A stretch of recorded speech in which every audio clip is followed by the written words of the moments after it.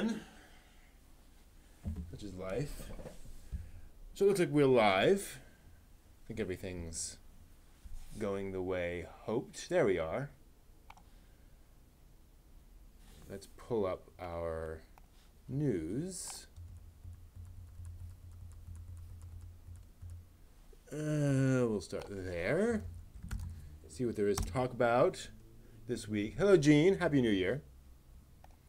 Good to see you as always. What have we got for news this week? Game stuff.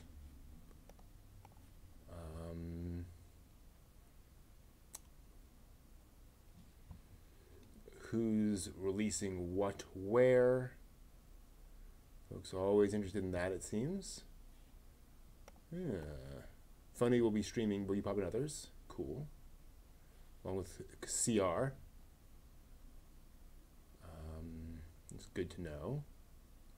Wonder when that's airing. Interesting.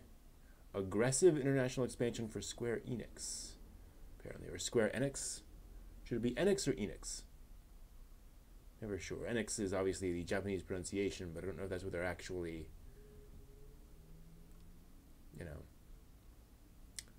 what they actually intend internationally.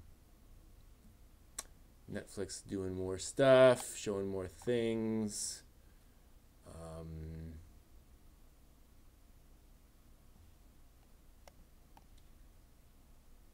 Licenses. A lot of licensing news.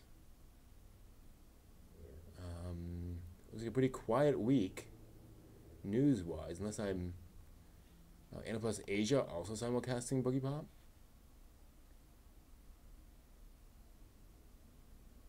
Yeah, not seeing a lot of remarkable news this week.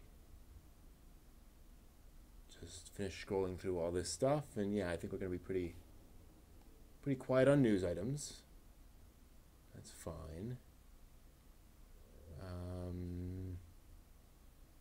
All right, so what do we got? Just game news stuff.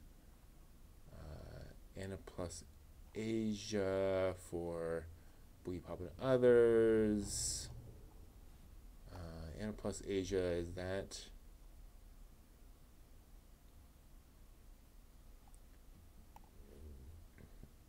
Who are they? Singapore. Gotcha. Okay. That sense. High Dive will stream Promised Neverland, which we should probably keep an eye on. But it'll also be on Crunchyroll, Hulu, and Funimation, so that's easy enough. Kind of everywhere. Funny will also stream Boogie Pop. So 1 hour special January 4th. So that's today. Huh. I might actually check that out. And then Yosuke Matsuda, President and CEO of Square Enix, says the company plans to pursue aggressive expansion in overseas markets, including China and India.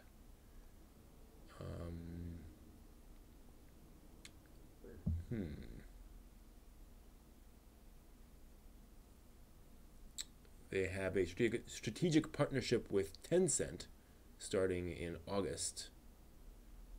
Who knows? That's kind of interesting stuff. Potentially interesting stuff. And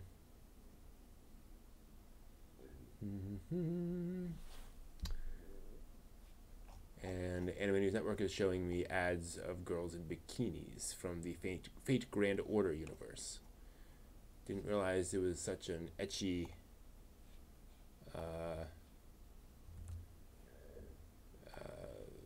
franchise. Okay, that's not there. That's not there. Good. Hey, Spin. Good to see. Yeah, and that's a common complaint, Gene, because Boogie Pop was, unfortunately, was supposed to be a companion to a movie, which kind of explained the backstory to that. A live-action movie. The live-action movie was delayed, so no one got the context while the anime series was coming out. You could have read the novels. It was one of those things where everyone was kind of assuming you knew what was going on. And the live-action movie is actually kind of interesting. The special effects are extremely moderate, right? But you know, and then the anime. You're right. It's kind of surreal. It's, you know, very strange things are happening in the world in Boogie Pop Phantom, and it's, you know, you're meant to be a little off put by the events in Boogie Pop because they are off putting events. It's weird, bad stuff. It's not reality. Boogie Pop is, you know, takes place in sort of a somewhat unreal version of the world, and so it's off-putting and strange. So it's totally fine if it doesn't quite make sense, or you're just turned off by it. It's certainly not for everyone. So which is why the new version is so interesting to see how they'll take that. Who knows? So I am just back from MagFest. I want to pull some pictures here if I can. Yep, these are all the pictures. Oh, need to create a folder for them. Actually, I should put them over here. New MagFest 2019. All of those will go there. And I'll show you some of these photos of various cosplayers at MagFest, which is pretty cool. So MagFest is a regular convention originally intended for video game music, primarily. And it's since expanded into a generic con, so you'll see, you know, Concoli cosplayers and Daredevil and all that stuff. So let's see what we've got. Not too much in the way of, so let me see if I can screen share. Put on browser. This local desktop. Photos. No, I can't because they block that, of course. Because how dare I try to show you pictures that I took. Maybe it's there. Nope, not there.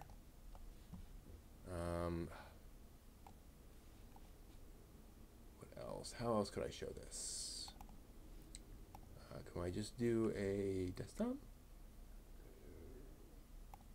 I can do that. That's not really very helpful. Is there another? 1 second. Open with. What else could I show this with? I want Paint 3D. Sketchbook now. Perhaps I can just zoom in. Nope, that's as much as I can zoom in. They really make it difficult for me to show off my own photos. I'm getting a little angry. I fully admit.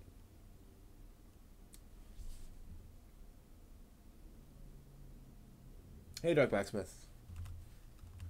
Don't know if it's really for Lovecraft fans. I mean, it has Lovecraftian elements.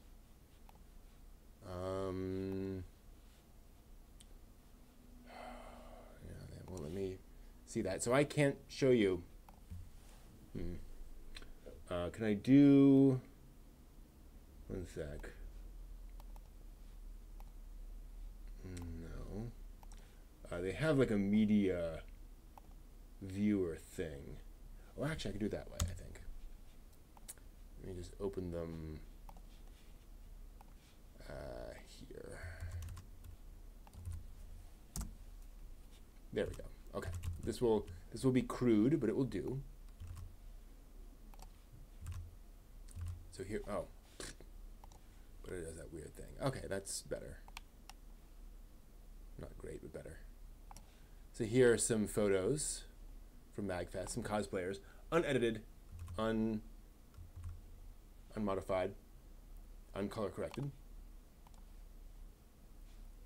Pretty good stuff, right? Pretty impressive. Got a nice Hitman here from the Hitman series. Pretty impressive. Complete with gloves and everything. We've also got Jason Voorhees being frightening, as he should be.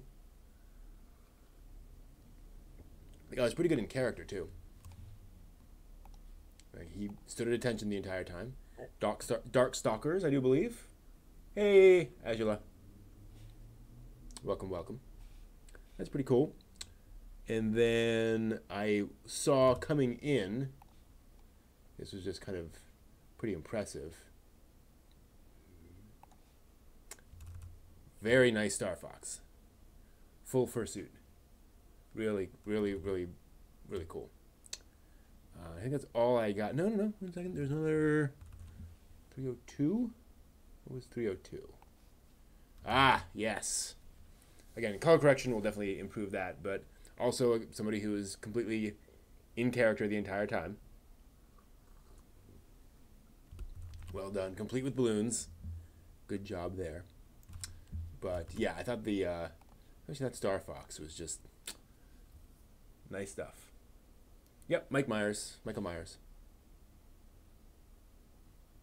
Yeah, I'm sorry, I said Jason. I should have said Michael Myers. Dope. Don't know my horror well enough, apparently. Also, a bunch of videos. So basically everything else here was stuff from their video game museum. So, a computing museum. So these are old machines of various kinds. That's a K-Pro. See a 5 1/4 inch floppy disk there on the side. Same thing. Took a few extras because it seemed a little wobbly. And what is that? Oops, sorry.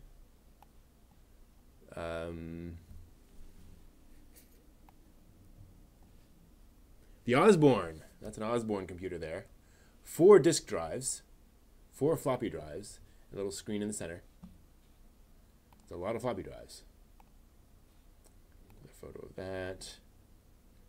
There's a compact computer with Tetris installed. Almost unplayable. The screen is so messy. Very blurry and having various issues with the screen. Definitely not an original issue with the screen. Definitely the kind of thing that just happens over time. That was, and they say on the top what it was, I think. This is a Radio Shack TRS-80, the Trash 80. Arguably the most important personal computer, in the sense that this was one of the machines that everyone bought. When the personal computing thing came out, you had the IBMs, you had your Compaqs and such, but really the Radio Shack TRS-80 was the most popular of the first wave, and then IBM and Compaq really took over. But the Trash 80, and it was a mess apparently, but it was really cool. In fact, I believe, yeah. So what I have here is a book, Computer Programming for the Complete Idiot. Very high,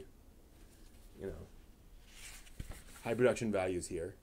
This is a programming manual for writing programs on things like the TRS-80. And let's double check. They mentioned somewhere in here about, this book describes the specific operation of Radio Shack's TRS-80. The model was selected because Radio Shack has many stores around the United States, as well as outlets throughout the world, so the TRS-80 is readily available. It is also the most economical model currently available. This economy comes from Radio Shack's leaving off elaborate computer features rather than from inexpensive manufacturing techniques. In other words, it wasn't a bad computer; it was just a very simple computer, and that was true. And so when I say it was a mess, I meant more in the sense that it was a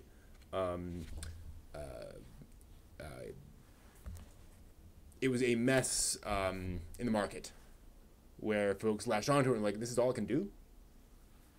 But it was actually pretty impressive. And this is Basic Computer Games from similar time, Microcomputer Edition. Wow, so things you can play on a microcomputer. And there's stuff in here about what you can run it on. Forget if they mention what it. Yeah, I thought there was something. Oh, there we go.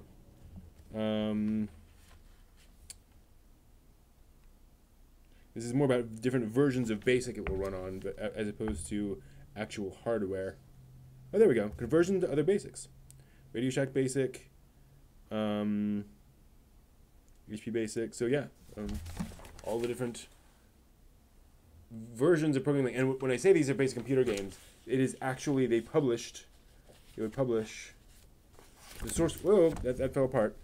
1 second. This book is old. I need to rebind this. I'll probably rebind this soon. So here is a checkers game, sort of, that you play, and there on one side is the source code. So you would actually type that in to your computer and save it.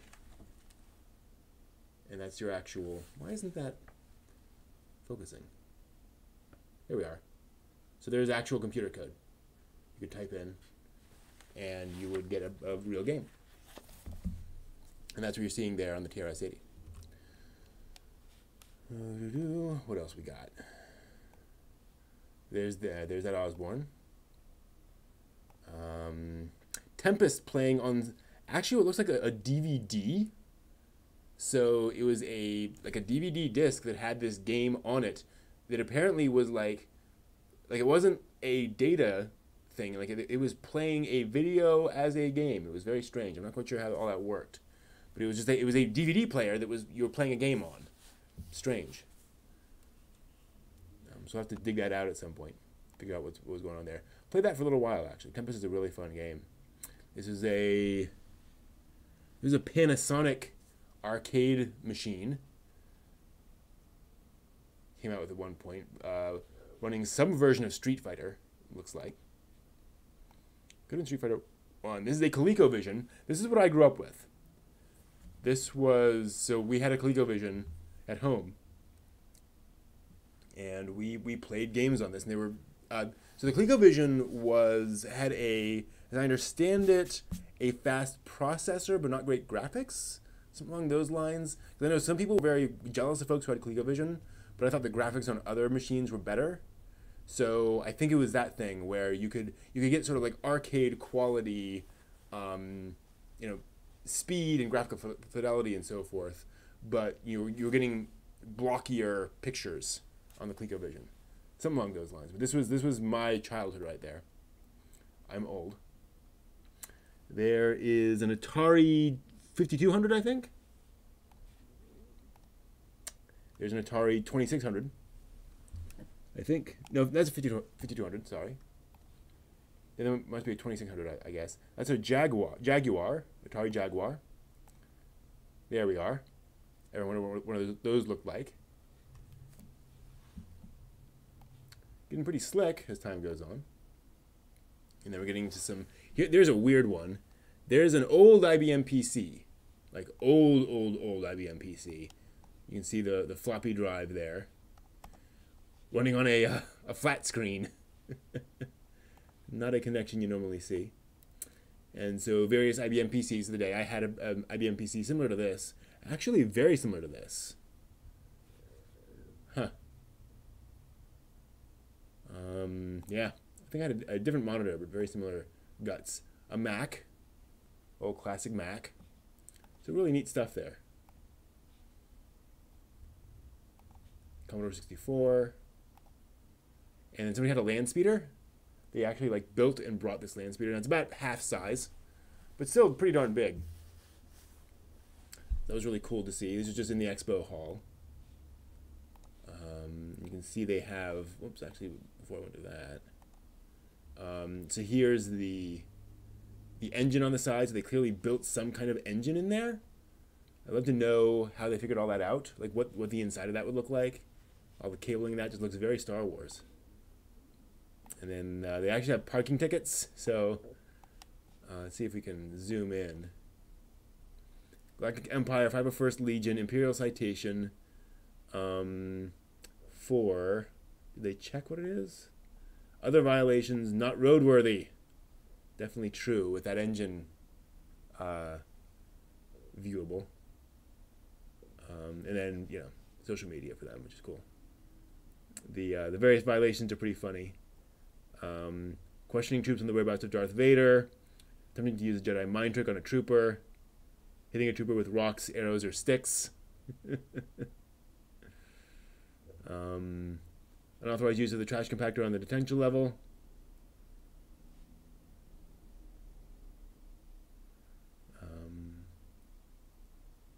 Confusing / comparing Star Wars with Star Trek. Asking too many questions. Carrying and concealing a lightsaber without a permit. Cute.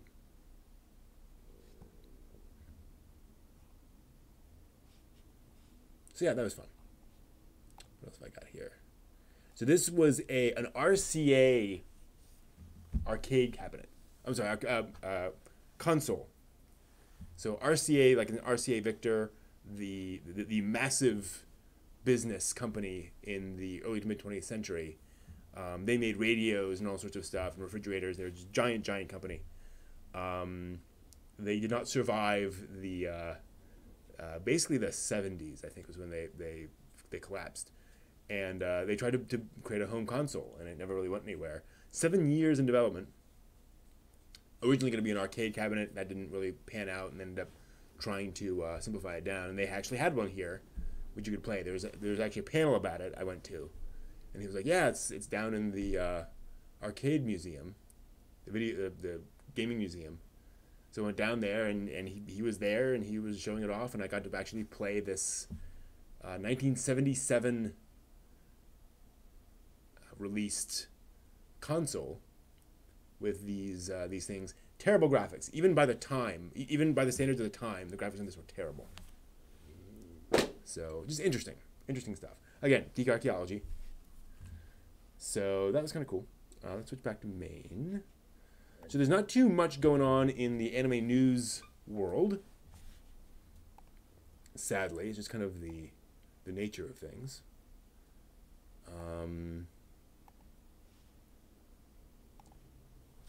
So is there anything you guys want to talk about? Because I've had kind of a tiring day at the con, frankly, going to panels. I'm not doing any panels at MagFest. I'm just attending this year. But it should be fun. Should be interesting. For Saturday. Probably won't be there on Sunday because I've got other stuff to do. I got to make videos and such for you all. Just recorded a video yesterday, actually, for the channel. So that's nice. I didn't have any video cameras with me today, but hopefully by tomorrow we'll have cameras. We can record some stuff. Was there anything you guys wanted to talk about? Because I like to leave all this to you all. Because you all are interesting people and you have good questions. Happy to talk about that.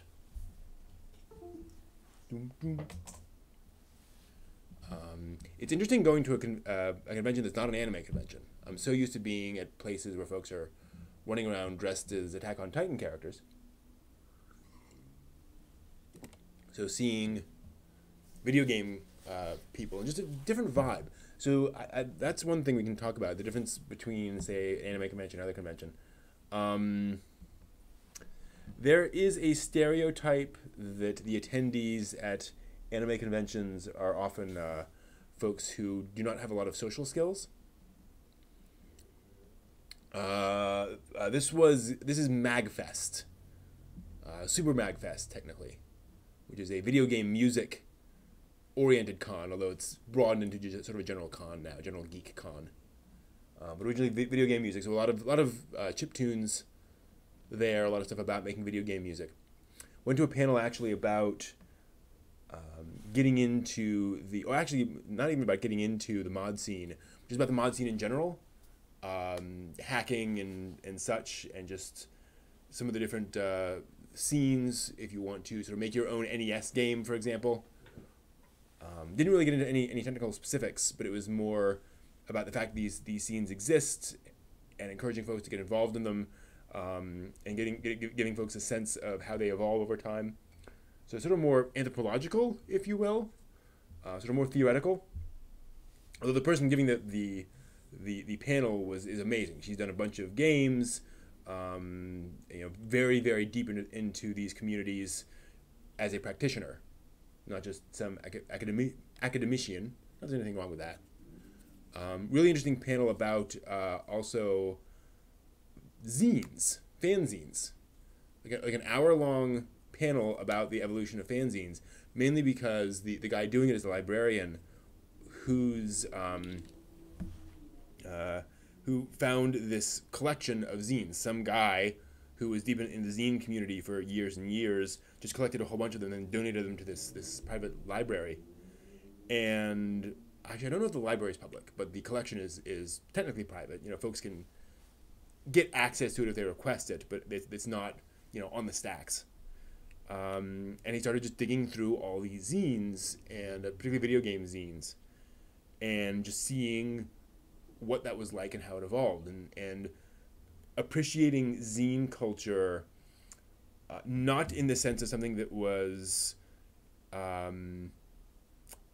made obsolete by digital, but that it was kind of killed by digital, and that digital has downsides. The digital, there's an interesting thing where he said fanzines tended to have, and still tend to have, a punk aesthetic, where you're very much reacting against things, and you're speaking as an outsider, as somebody who's not part of the mainstream.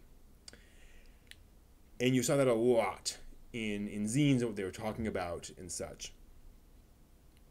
When online came around and people started moving their columns and their discussion and so forth online, unfortunately, because of what the internet was like back then, there was often this idea that if you got big enough, then you would become your own little magazine, and you could become your own Electronic Gaming Monthly. Your own version of those big magazines that your zine was way too small to ever be. So it turned into this sort of this land rush, where ironically folks were trying to be the new mainstream. They would go from making a zine to making an online, a GameSpot kind of a site. Obviously, no one got that scale, but that the punk aesthetic was lost. Folks tried to be legit on the internet in this own way, and you just didn't see that sense of rage against the machine, of people speaking as individuals about what they wanted to talk about and being extremely idiosyncratic. There was this interesting, there was basically a zine about zines. This guy would, actually no, it wasn't a zine, it was a print magazine where a guy had a column about zines. And he would basically review zines, and it became kind of this clearinghouse for, if you got mentioned in there, then you were big. And the guy who did this column wrote a list of suggestions, strongly worded suggestions, for folks making their zines, about things like, make sure you have contact information in your zine so we know how to actually, so if I come across a copy of your zine sitting, in a coffee shop somewhere, and I flip through it and I like it, if you don't put your contact information on there, I have no way of getting further issues, right? It just sits there. Make sure we have some way of keeping the communication going. And then one thing was essentially be yourself. Don't use the royal we unless there are literally multiple people working on your magazine. Stay individual was one of the hallmarks of running a fanzine.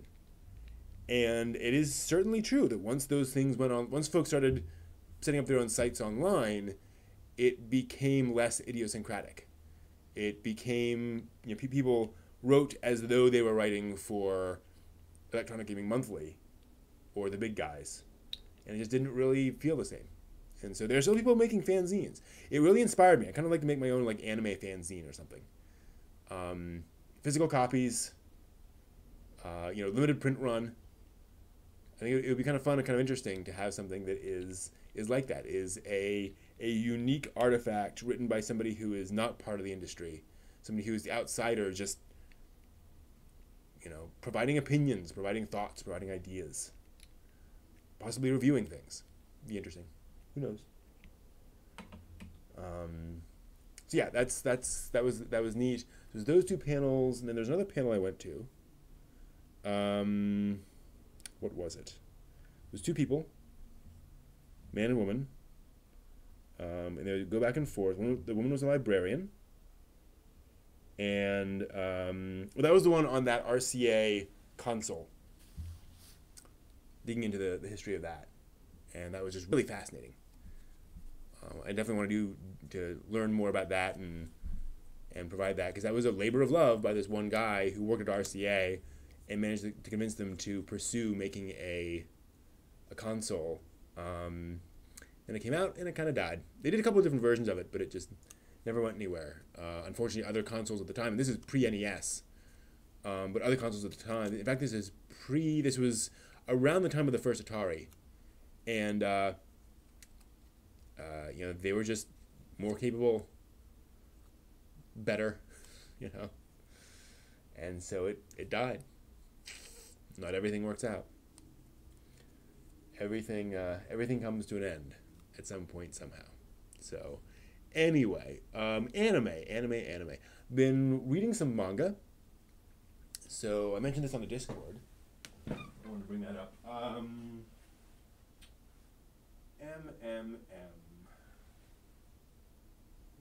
There it is.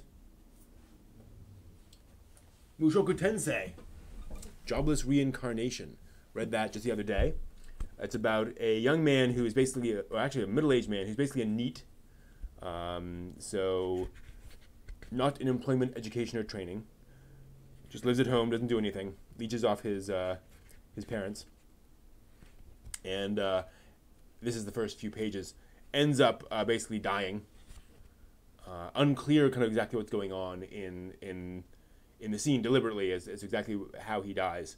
He gets hit by a truck, that's clear, but there's some complexity around that. Anyway, he gets reborn in a new world, in a fantasy world, with all of his memories and personality intact. So even as a little child, he knows who he is. And you do this interesting thing where this time around, he's like, I wasted my first run at life. This might be my only other chance. So I'm going to get it right this time. I'm going to be a good person. And he's trying to be a good person, but he is doing that with an adult's perspective in a child's body.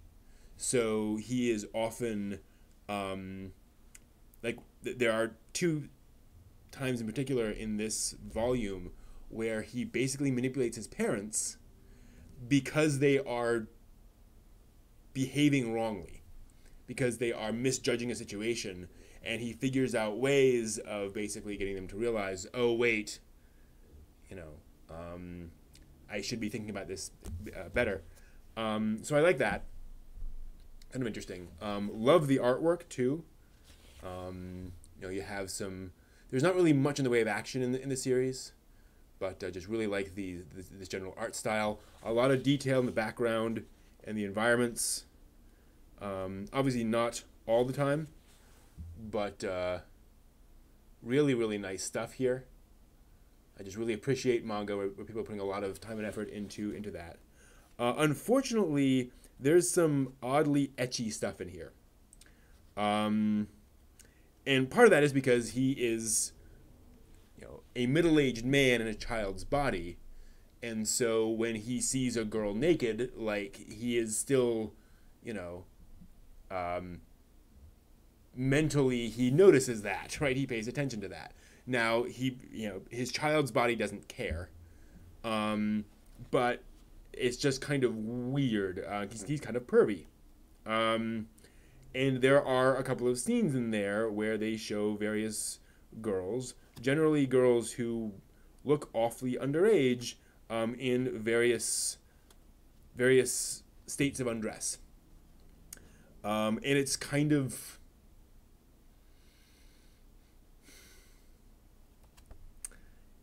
Well, right? That's not just innocent. That's clearly emphasizing a certain portion of that character's anatomy, and it just feels a little uncomfortable to me. it's one of those things where, unfortunately, by the time I got to the end of the volume, I'm like, I'm interested in these characters and where it's going, but that aspect just is, and it's so much about young characters that I just feel uncomfortable. Um, so yeah, I'm not sure how much further I'm going to go in it. And nothing really massive happens in the volume. There's some interesting stuff, but the plot clearly hasn't accelerated yet. So it might be one of those things where after a few volumes, it gets better. And also, it's probably one of those things where, frankly, that stuff might be there to kind of bring in readers for the first volume, and then it'll calm down over the course of the series. Who knows? Can't tell. Who knows? I know I've watched some anime recently, but I can't think of what. So, I did want to mention something. I'll probably do a video about this. I found out recently, I've been watching more about, hey Rockman, I've been digging more into Buddhism, and I now understand and appreciate something that didn't make sense to me in Madoka Magica. So one of the complaints I had about Madoka Magica, I no longer have, because I get where they're coming from in terms of the sort of the religious, no, the afterlife implications, if you will, of some of the things in Madoka Magica. So I'll probably be revising my opinion on that. And like I said, I'll probably do a video saying, here's this thing that confused me and seemed like a flaw, but now I see where they're coming from. Now I see why that's a problem. So good to know. Helpful material. I forgot to post on Discord that we're live. Oh well. Is that in my to-do list? It's not. That's why I don't know. Let me just mention that. I'm trying to put together a list.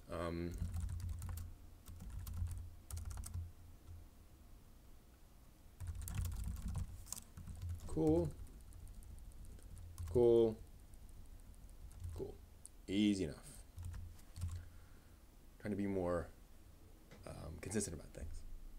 So do you guys have any other questions? Anything else you guys want to dig into? We've been going for about 40 minutes now. And like I said, it's been kind of a tiring day. So I'll be happy to dig into anything you all want to talk about. But otherwise, that's the stuff from MagFest for Friday.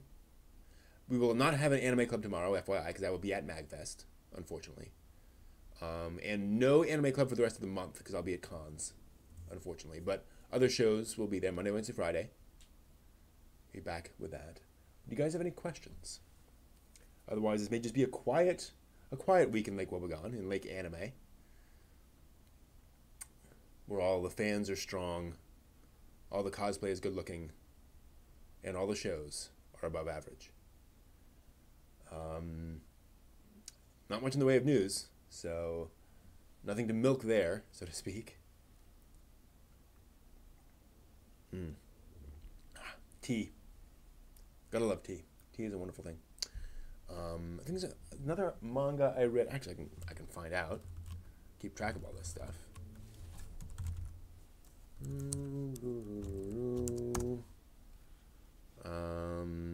Dumpster Reincarnation. Oh, Giant Spider and Me. That was cute. Let me mention that real quick. Chat disconnected. Oh no.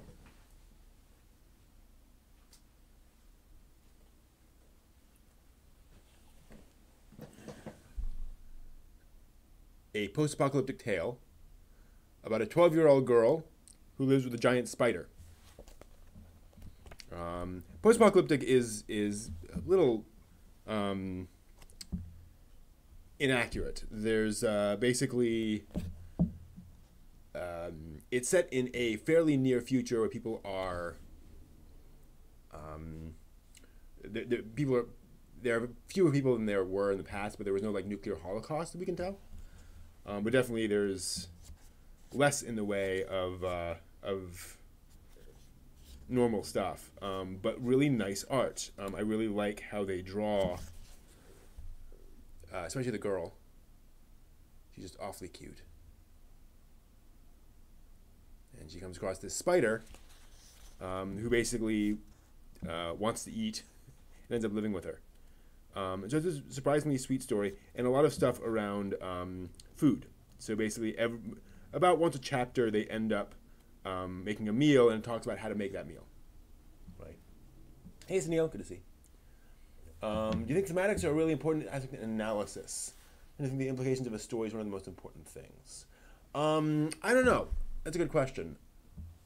I think thematics are very helpful for a lot of people, but I think I think most people don't care, unfortunately. I think the average person watching One Piece isn't watching One Piece for the story's implications.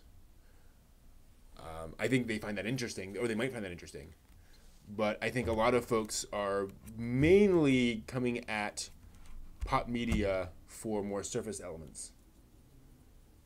So, you know. Hey, Richard, I have not caught the new Boogie Pop yet. I didn't even know it was out. Apparently it just aired today, but I've been at MagFest all day, so I haven't had a chance. Perhaps after this, I will check out Boogie Pop. But I'm tired. I might just go to sleep. Who knows? Oh, I need to... Dang it. Need to run some laundry. Oh, well. Meant to do that when I got home, but I didn't do that. Yeah, they aired the new 2-episode pilot. What do you all think of the new Boogie Pop? If anyone's seen it, I'm very curious. Love to be watching it soon. We'll be doing the big anime winter watching Saturday in 2 weeks. So that'll be fun. Probably watch Boogie Pop as part of that.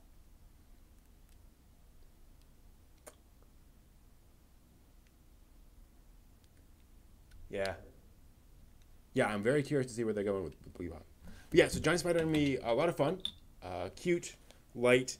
There's a bit of a dark twist near the end of Volume 1, which I suspect will be resolved very quickly at the beginning of Volume 2. It just seems pretty well. I think here's a pretty perfect summation of the manga. Not quite shoujo, but definitely more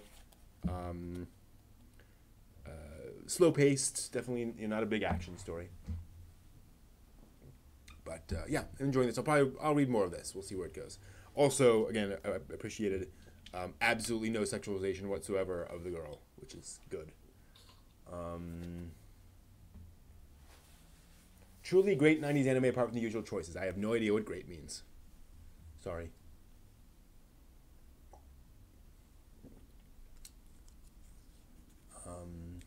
Been watching too much anime.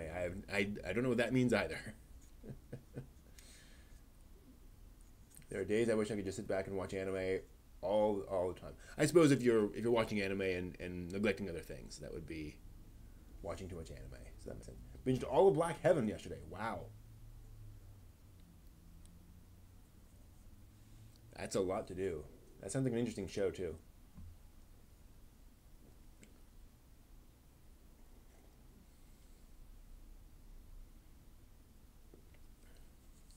So yeah, Boogie Pop is definitely high on my list.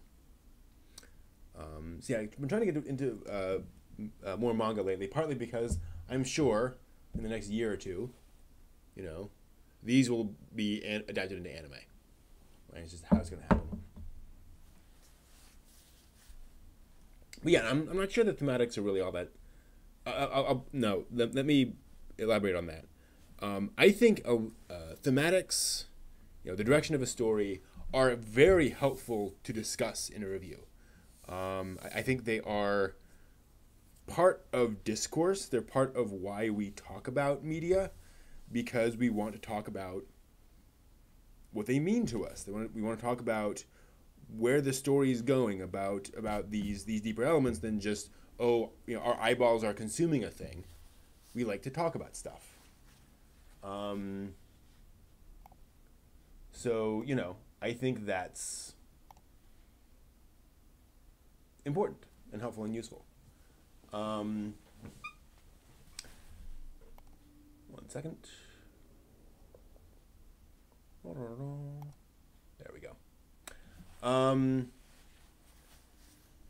So yeah, I think, and this is actually funny because it relates into that fanzine panel I was at.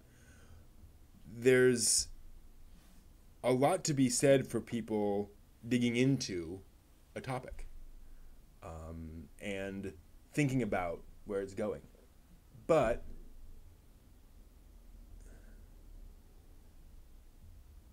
the reality is a very small minority actually engage in that sort of discussion. A small minority are actually thinking about the media. So there's that question of, is it important? Well, it's important in the sense that our culture is enriched by it. But is it important in the sense that the average reader cares? I'm not so sure about that. I think for a lot of folks, that's more or less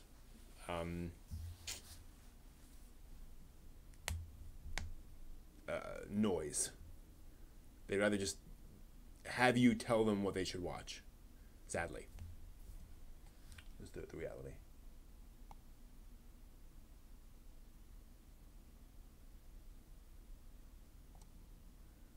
That's a good question. The Boogie Pop light novel is complete. So that's not really the way the Boogie Pop light novels are structured. It's not really telling a linear plot.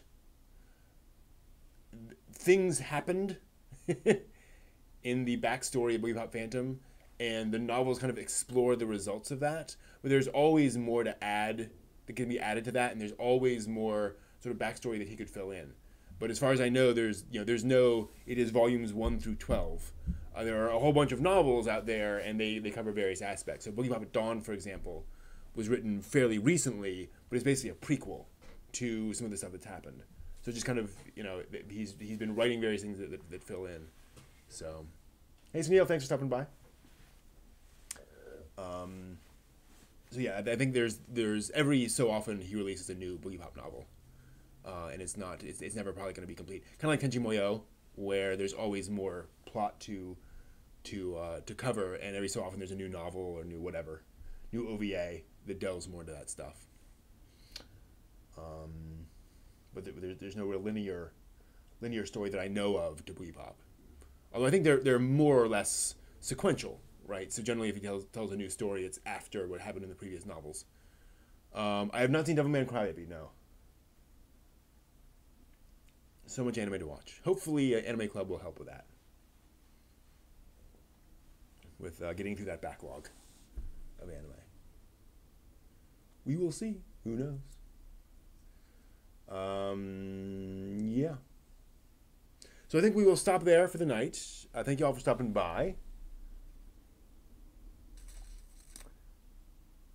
And Analyze is a bit reminiscent of Ergo Proxy. Yeah, I would definitely say they're quite similar visually. As much as not very much else in anime are similar to Technolize or Ergo Proxy. But they're fairly similar in visuals. So, yeah, that'll do it for tonight. Again, I'm just kind of exhausted, so I'm going to go and relax a bit and recharge and sleep. And I cannot stream tomorrow, Jade. I'm going to be at an anime convention, but I stream every Friday night. So I will be back next Friday. And we will have a good time. See y'all. Take care. Bye-bye.